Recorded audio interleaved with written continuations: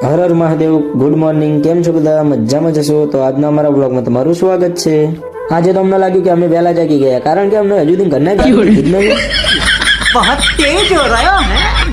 પછી તો આ તો ઘડિયાળમાં દિન જોયું તો 11 વાગી ગયા. અરે ભાઈ, આ તો પછી ખબર પડી કે બધા ખેતરમાં ગયા છે. પછી તો ફટાફટ બ્રશ લઈ લીધું અને બ્રશ કરવાની તૈયારી કરી નાખી, કારણ કે જો ઘરે આવી ગયા તો મારો વારો કાઢી નાખી લાગે છે ને રોજ કે જો પછી બ્રશ કરીને ફટાફટ તૈયાર થઈ ગયા. તૈયાર થઈને પછી પાછા ચા પીવા હાલે ગયા. ચા પીવીને વિચાર કરતા હતા કે શું કરીએ, અને પછી તરત ભાઈનો ફોન આવી ગયો.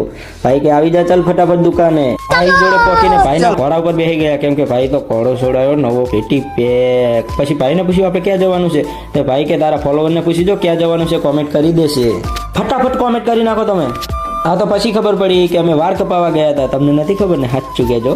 પહેલો જ વાળ કપાવવાનો વારો અમારો હતો, કારણ કે કોઈ હતું નહીં બીજું, એટલે અમે બેસી ગયા. પછી જોઈએ આપણે કેવા વાળ કાપે. ભાઈ આવી ગયા છે, જો કમ્પ્લેટ મને હીરો જેવો બનાવી દીધો. જો તમારે આવા વાળ કપાવવા હોય તો વિઠલાપુરની અંદર પ્રકાશભાઈ હેર સલૂન નામ છે, એકણ પોકી જ જાજો, બરાબર.